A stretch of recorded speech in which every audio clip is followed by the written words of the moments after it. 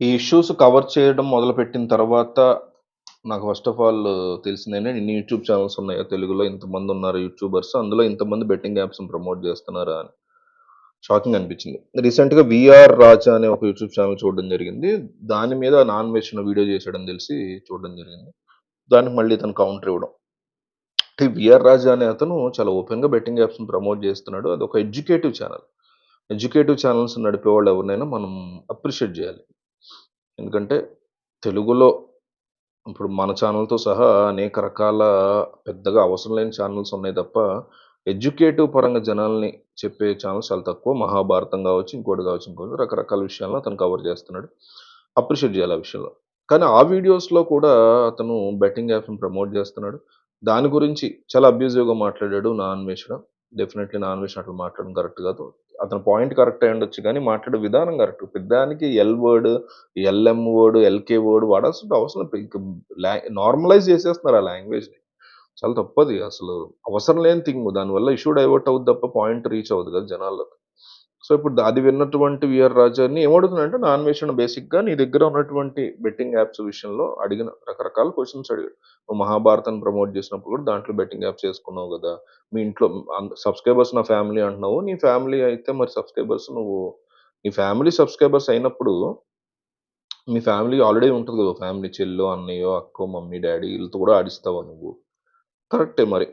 సబ్‌స్క్రైబర్స్‌తోనే కదా వీళ్ళు చెలగాటం ఆడేది. ఇప్పుడు మన ఛానెల్ అంటే పెద్ద ఎవరు సబ్‌స్క్రైబర్స్ లేరు గానీ, మనది ఒక 2,00,000 మంది చూస్తారనుకుంటా రోజు వీడియో పెడితే. ఆ 2,00,000 మందితో మనం సరైన ఇన్‌ఫ్లూయెన్స్ చేయడమే కదా మన బాధ్యత. ఇది కూడా ఒక సొసైటీ గదా! Social media is also society. So, ఈ సొసైటీలో కూడా మనం కాస్త బాధ్యతాయుతంగా ప్రవర్తించాలని చాలా ఇంపార్టెంట్. లేదు తెలియక ఏదో చేశాము. దానికి క్షమాపణ అడగడం. నువ్వు ఏదైతే నీ వల్ల ఎవరైతే నష్టపోయారో, ఆ కుటుంబాన్ని నీ దగ్గరున్న డబ్బు వల్లో, నీకు ఆ బెట్టింగ్ యాప్స్ నుంచి వచ్చిన డబ్బో ఏదో ఉంటది. దానివల్ల నువ్వు ఆదుకోవటం. లేదా ఈ బెట్టింగ్ యాప్స్‌ని సమూలంగా నాశనం చేయాలి అనుకుంటే పోలీసులతో నువ్వు అప్రూవర్‌గా మారి, నీకెవరిచ్చారు ఈ యాప్స్? అసలు యాప్ నడిపేవాడు ఎవడో? ఆ ఓనర్ ఎవడో? నీ దగ్గర ఏవైతే 2, 3 యాప్స్ బెట్టింగ్ ప్రమోట్ చేసావో, వాటిల్ని నువ్వు సెట్ చేసేలాగా పోలీసులతో కలిసి పనిచేయడం. ఇది చెయ్యాలి. బేసిక్‌గా. ఇప్పుడు నా అన్వేషణ అడిగాడు. నాకు ఇగో హర్ట్ అయింది. నాకు కోపమొచ్చింది అన్నాడు. అడుగుతాడా? అతను బూతులు తిట్టడాన్ని డెఫినైట్‌లీ ఖండించి, అతను అడిగిన అనేక క్వెషన్స్‌కి నువ్వు ఫ్యామిలీ అంటున్నావు సబ్‌స్క్రైబర్స్‌ని. మరి మీ అక్క, చెల్లెలు, అన్న, తమ్ములతో ఆడిస్తావా అని అడుగుతున్నాడు. మరి దానికి సమాధానం లేదు.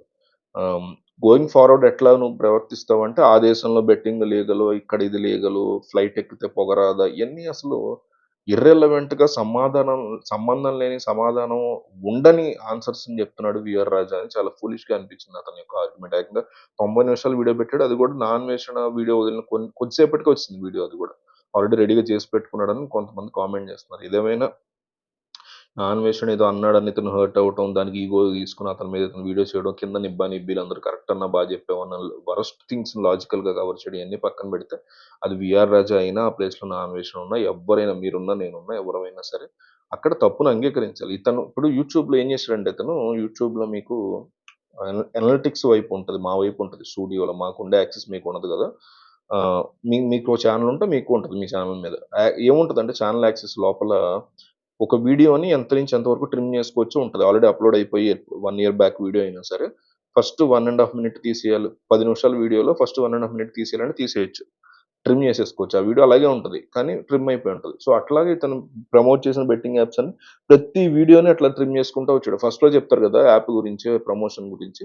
ఆ ముక్కని ట్రిమ్ చేసుకుంటూ వచ్చాడు. ప్రతి వీడియో అట్లా చేసుకుంటూ వచ్చాడు. ఏదైనా రాజకీయ నాయకులైనా, సినిమా హీరోలైనా, మీరైనా, నేనైనా ఎవ్వరమైనా సరే ఫస్ట్ ఆఫ్ ఆల్ చేసిన తప్పును ఒప్పుకోవడంలో సిగ్గుపడాల్సిన అవసరం లేదు. అవును తప్పు చేశా. నా వల్ల కొన్ని కుటుంబాలు నాశనమైనాయి. నన్ను క్షమించండి.